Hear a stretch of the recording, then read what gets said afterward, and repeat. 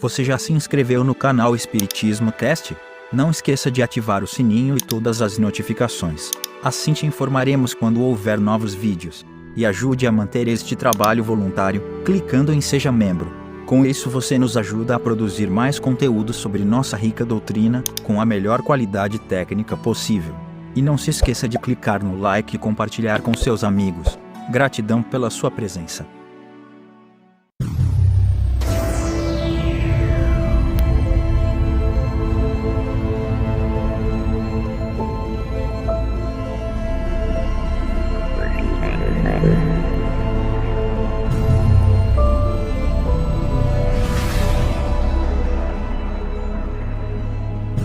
Olá meus amigos e minhas amigas, como é que vocês estão? Sejam bem-vindos a mais um episódio onde estudamos a obra fundamental compilada pelo nosso querido Allan Kardec, a Gênese, os milagres e as predições segundo o Espiritismo. No último nós falamos sobre as diferenças entre inteligência e instinto. Hoje nós vamos entrar num tema bem interessante: destruição dos seres vivos uns pelos outros. Então, sem demora, vamos lá à leitura de hoje. A destruição recíproca dos seres vivos é, dentre as leis da natureza, uma das que, à primeira vista, menos parecem conciliar-se com a bondade de Deus. Pergunta-se por que lhes criou ele a necessidade de mutuamente se destruírem, para se alimentarem uns à custa dos outros. Para quem apenas vê a matéria e restringe a vida presente à sua visão, há disso, com efeito, parecer uma imperfeição na obra divina. É que, em geral, os homens apreciam a perfeição de Deus do ponto de vista humano, medindo-lhe a sabedoria pelo juízo que dela formam, pensam que Deus não poderia fazer coisa melhor do que eles próprios fariam, não lhes permitindo a curta visão de que dispõem, apreciar o conjunto, não compreendem que um bem real possa decorrer de um mal aparente. Só o conhecimento do princípio espiritual, considerado em sua verdadeira essência, e o da grande lei de unidade, que constitui a harmonia da cria-se cedilha maiúsculo O, pode dar ao homem a chave desse mistério e mostrar-lhe a sabedoria providencial e a harmonia, exatamente onde apenas vê uma anomalia e uma contradição. É uma questão que a gente se faz. Eu, especificamente, sempre me pergunto, né? Não quanto à natureza, não tenho essa dificuldade dos animais, por exemplo, se alimentarem uns dos outros e também os animais se alimentarem dos vegetais e tudo mais. Eu não faço, acho que eu nunca fiz esse questionamento, mas o questionamento que eu me faço, eu, Evandro, e tudo bem com você e com todo mundo, não estou querendo cobrar de ninguém, porque eu preciso me alimentar de animais ou de seres vivos, sendo que nós temos tecnologia, inteligência, variedade de tudo quanto é jeito para que não aconteça isso. Mas vamos ver o que os espíritos nos orientam a esse respeito, dizendo que isso faz parte da natureza, obviamente, né? E que a gente olha como se fosse um defeito, para isso uma criação errada de Deus, ou a gente não compreende. A verdadeira vida, tanto do animal como do homem, não está no invólucro corporal, do mesmo que não está no vestuário. Está no princípio inteligente que preexiste e sobrevive ao corpo. Esse princípio necessita do corpo para se desenvolver pelo trabalho que lhe cumpre realizar sobre a matéria bruta. O corpo se consome nesse trabalho, mas o espírito não se gasta, ao contrário, sai dele cada vez mais forte, mais lúcido e mais apartamento que importa, pois, que o espírito mude mais ou menos frequentemente de envoltório. Não deixa por isso de ser espírito. É precisamente como se um homem mudasse 100 vezes no ano as suas vestes. Não deixaria por isso de ser homem.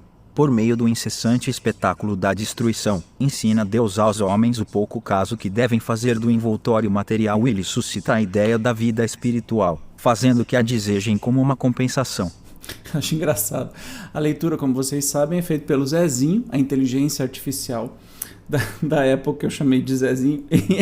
Em vez de falar mais lúcido e mais apto, ele fala mais apartamento, né? Então, enfim, perdoem por este pequeno probleminha, mas vamos continuar a leitura. Objetar-se-á, não podia Deus chegar ao mesmo resultado por outros meios, sem constranger os seres vivos a se destruírem mutuamente. Desde que na sua obra tudo é sabedoria, devemos supor que esta sabedoria não existirá mais num ponto do que noutros. Se não o compreendemos assim, devemos atribuí-lo à nossa falta de adiantamento. Contudo, podemos procurar a pesquisa da razão do que nos pareça defeituoso. Tomando por bússola este princípio, Deus há de ser infinitamente justo e sábio. Procuremos, portanto, em tudo, a sua justiça e a sua sabedoria e curvemo-nos diante do que ultrapasse o nosso entendimento. Então, até agora, pelo que eu entendi, deixando claro e ressaltando que os corpos físicos, tanto nossos como dos animais, são envoltórios, são vestes e que não têm a importância como se fosse vital, porque nós somos espíritos imortais que habitamos vários corpos, né? E que a gente vai partir do princípio de que Deus é infinitamente justo e sábio. Então, analisar sobre este ângulo, porque tem essa destruição de um animal pelo outro, né? Não imagina só o homem comendo carne, por exemplo, tá? Ou comendo peixe, enfim. Imagine os animais comendo-se uns aos outros, como é da lei natural. Então, é isso que está sendo questionado, entendeu? Nós não estamos na época do questão veganista, lembram quando foi escrito, mas está se perguntando sobre exatamente isso. Uma primeira utilidade que se apresenta de tal destruição, utilidade, sem dúvida, puramente física, os corpos orgânicos só se conservam com o auxílio das matérias orgânicas, matérias que contêm os elementos nutritivos necessários à sua transformação. Como instrumentos de ação do princípio inteligente, os corpos precisam ser constantemente renovados. A providência faz que sirvam à sua mútua manutenção. Eis porque os seres se nutrem uns dos outros. Mas é o corpo que se nutre do corpo, sem que o espírito se aniquile ou altere. Fica apenas despojado do seu envoltório. Então, a primeira razão que apresenta aqui é que a matéria física precisa da matéria física para continuar existindo. Há também considerações morais de ordem elevada. É necessária a luta para o desenvolvimento do espírito. Na luta é que ele exercita suas faculdades. O que ataca em busca do alimento e o que se defende para conservar a vida usam de habilidade e inteligência, aumentando, em consequência, suas forças intelectuais. Um dos dois sucumbe, mas em realidade, que foi o que o mais forte ou o mais destro tirou ao mais fraco? A veste de carne, nada mais. Ulteriormente, o espírito que não morreu tomará outra. Então, tudo é experiência, né? Nos seres inferiores da criação, naqueles a quem ainda falta o senso moral, nos quais a inteligência ainda não substituiu o instinto, a luta não pode ter por móvel senão a satisfação de uma necessidade material. Ora, uma das mais imperiosas dessas necessidades é a da alimentação. Eles, pois, lutam unicamente para viver, isto é, para fazer ou defender uma presa, visto que nenhum móvel mais elevado os poderia estimular. É nesse primeiro período que a alma se elabora e ensaia para a vida. No homem, há um período de transição em que ele mal se distingue do bruto. Nas primeiras idades, domina o instinto animal e a luta ainda tem por móvel a satisfação das necessidades materiais. Mais tarde, contrabalançam-se o instinto animal e o sentimento moral. Luta então o homem, não mais para se alimentar, porém, para satisfazer a sua ambição, ao seu orgulho, a sua necessidade de dominar. Para isso, ainda lhe é preciso destruir. Todavia, à medida que o senso moral prepondera, desenvolve-se a sensibilidade, diminui a necessidade de destruir, acaba mesmo por desaparecer, por se tornar odiosa essa necessidade. Olha que interessante, o homem ganha horror ao sangue. Ou seja, faz parte dessa evolução natural. Percebam que os animais não matam por crueldade, né? Vamos pensar na vida selvagem. Eu detesto ver esses filmes de National Geographic ou Discovery, ou seja lá o que for, de leão correndo atrás de um outro bicho e matando, enfim. Quando eles fazem isso, eles fazem só para matar a necessidade de se alimentar. Eles não fazem isso porque são maus. Tanto que há muitas provas, né, de leões muito bem alimentados que não sentem necessidade e, assim, por costume, são alimentados, então são amigos dos homens, não matam criatura nenhuma. Porque se ele está alimentado, ele sabe que ele vai ter aquele alimento, para que ele vai matar? Ele não é mau, né? Já o ser humano chega num ponto que ele faz isso por maldade. Não é que precise, né? Mas que interessante, né? Desenvolve-se, conforme o senso moral vai aumentando, né? Olha que interessante aqui. Todavia, à medida que o senso moral prepondera, desenvolve-se a sensibilidade, diminui a necessidade de destruir, acaba mesmo por desaparecer, por se tornar odiosa essa necessidade. O homem ganha horror ao sangue. Eu acho que nós estamos passando como humanidade por este momento de ter horror ao sangue, né? Quando compreendemos, claro que não é para todo mundo, e não é o ponto mais importante, mas é um ponto que eu te aconselho a observar. Eu já, por 2 vezes na vida, essa já é a terceira, eu fui vegetariano. Primeira vez por 1 ano e meio, a segunda vez por 3 anos, e agora não sei nem quanto, e resolvi que eu não vou ficar mais nem pontuando isso. Gostaria de ser vegano? Gostaria de ser vegano, mas agora eu não consigo, especialmente quando a gente vai envelhecendo, vai ficando cada vez mais difícil de mudar a alimentação. Aí vem todas aquelas lorotas, não, porque o homem precisa de carne, porque Deus fez assim. Não, Deus não fez nada assim. A gente não precisa, nós somos seres onívoros por opção, mas a gente pode sobreviver sem alimentação da proteína animal, porque a proteína animal é obtida da proteína vegetal, então a gente não precisa do animal no meio do caminho, a gente pode ter a proteína vegetal, que é de melhor qualidade, inclusive. Mas sem fazer apologia ao vegetarianismo, porque hoje eu estou, mas pode ser que amanhã eu volte de novo e tá tudo certo, né? Depende daquilo. Eu gosto, mas eu desejo não comer, entende? Então eu estou num momento assim, sem radicalismo. Se um dia me der vontade, eu vou comer, tá tudo certo. Eu vou falar, dessa vez não deu, mas da próxima eu vou, porque o meu objetivo é não consumir mais nada de origem animal. Então, à medida que a gente vai caminhando, né, a gente vai não se conformando de ter que depender do sacrifício animal para que a gente sinta prazer. Eu não consigo ir mais a churrasco, por exemplo. E tudo bem se você gosta, tá tudo certo.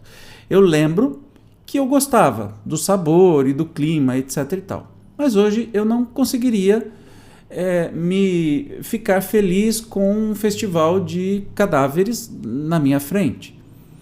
Eu tenho essa necessidade alimentar? Não, não tenho. Por quê?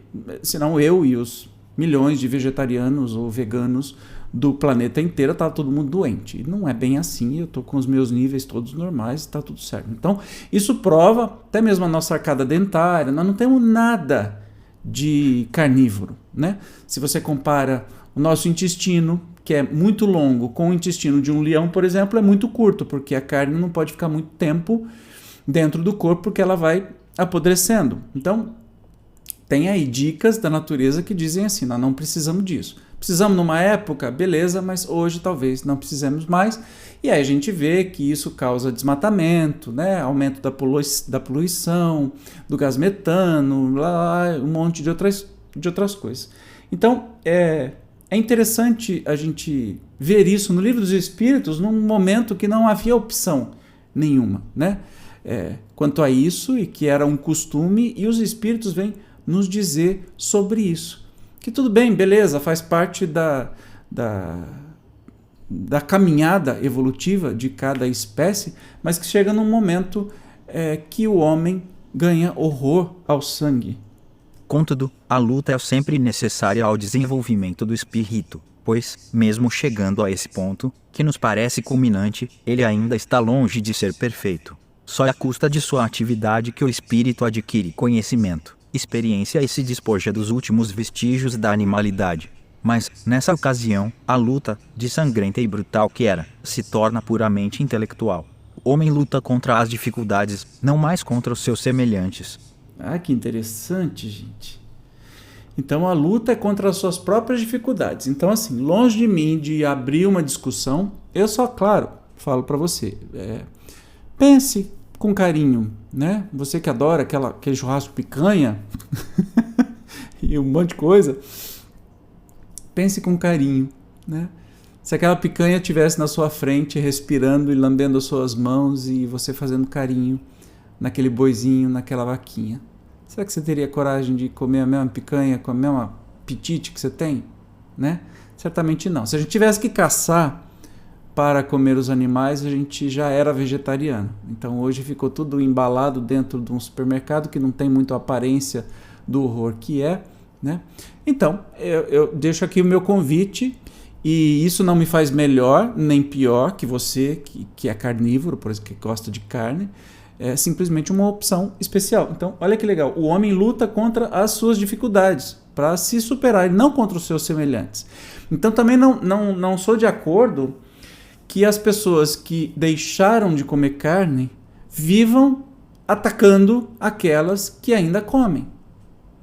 Ninguém tem o direito de fazer isso. Nós estamos aí segundo as suas próprias convicções, e isso não torna a pessoa melhor ou pior do que a outra. Tem gente muito boa, que faz muito bem e que se alimenta de carne. E tem gente que é vegano e que é um traste e que faz muito mal para as pessoas. Entende? Então isso é uma coisa específica, pessoal. Uma escolha sua, assim como é uma escolha minha. Vamos ler umas notas aqui que eu achei bem interessante do Kardec.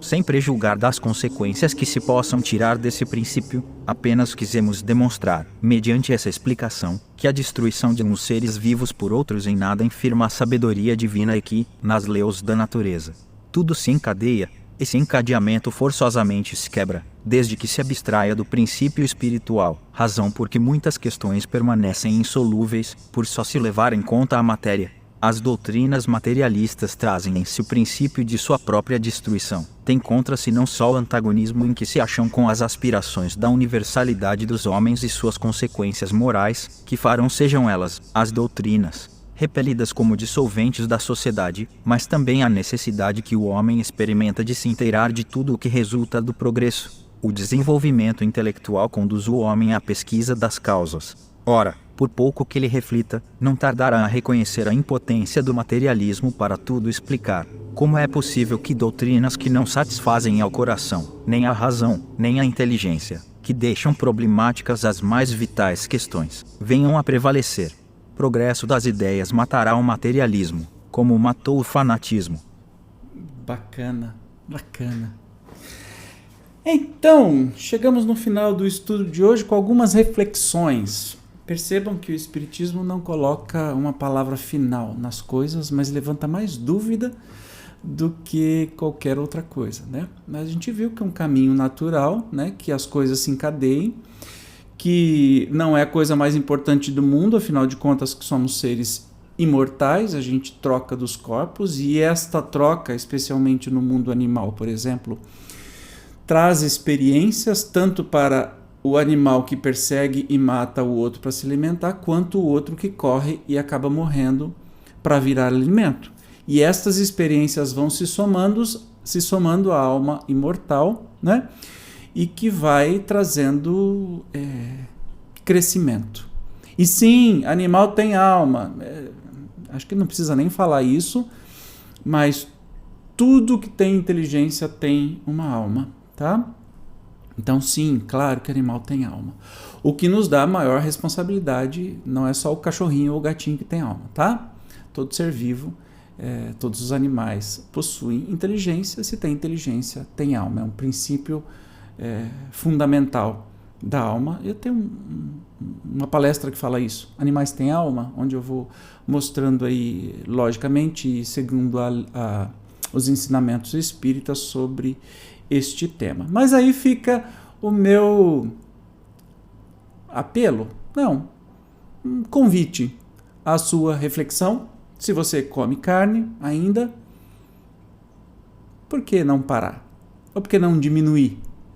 Até a OMS disse que mais do que 150 gramas de carne vermelha por semana fazem mal e são cancerígenos. Será que não está na hora da gente mudar as nossas intenções? Será que a gente não vai melhorar o planeta? Há tantos relatos espirituais de autores até muito famosos, de espíritos que dizem como é que é o ambiente no matadouro e tudo mais. E por mais que se fala assim, não, mata sem o sofrimento das criaturas. Desculpe, não é bem assim, né? Então, isso me incomodou muito, hoje me incomoda menos, porque eu sei que é algo que eu tenho que superar, e a gente sabe que regime alimentar ou o costume alimentar é a coisa mais difícil do mundo de mudar. Olha, eu posso mudar de qualquer coisa, mas esse negócio de ter que me alimentar diferente é um negócio tão difícil que parece que talvez é porque a gente vai contra o instinto de preservação, né? E também o costume que a gente traz desde criança. Eu fui criado, então aquele alimento me traz uma lembrança de quando eu era criança, e como por exemplo um cheiro de fogão de lenha me traz a lembrança do fogão de lenha da minha avó, e aquilo me deixa todo mole, todo sentimental, e uma comida que tem a lembrança afetiva. Então é difícil da gente se libertar disso, mas fica aí a minha dica para você. Eu não sei se quando você estiver assistindo, escutando esse episódio, eu já comi carne de novo, eu não comi nunca mais, ou deixei de comer os derivados animais, não sei. Isso é eu comigo mesmo, né? Não interessa a você, assim como o que você fizer não interessa a mim. É só uma maneira de você talvez interagir melhor com o planeta. Eu acho que a gente só tem vantagens em deixar de nos alimentar de carne. Mas se prepara, porque quando você abrir o iFood, você vai ter assim, 99,999% tudo tem carne misturada, o que eu acho uma crueldade sem limite, porque aí você não come carne, mas você come o quê? Todo o resto que vem acompanhado com a carne.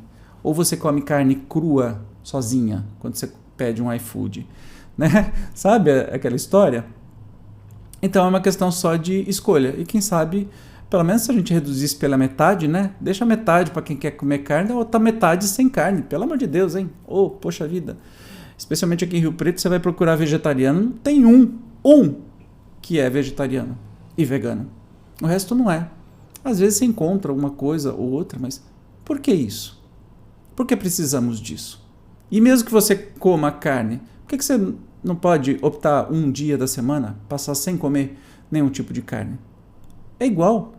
O arroz, o feijão, né, a batata, as saladas, todo o resto não é carne. Então quando você fala assim, você não come carne, mas você come o quê? Todo o resto. E ó, que não é pouco, hein? Não é pouco. Mas enfim, isso não vai te tornar uma pessoa mais evoluída, mas eu acho que faz ou vai, sei lá, mas eu acho que faz parte do processo de autoeducação. Eu não me sinto mais evoluído que ninguém em nenhum aspecto, muito menos nesse. Eu só estou tentando fazer aquilo que a minha inteligência diz que é para fazer. Beleza? Te encontro então no próximo episódio, que a gente vai falar sobre o papel da ciência na Gênese. É um capítulo novo, capítulo 4, que é o capítulo inteiro que a gente vai estudar. Você não vai perder, né? Até lá então. Tchau!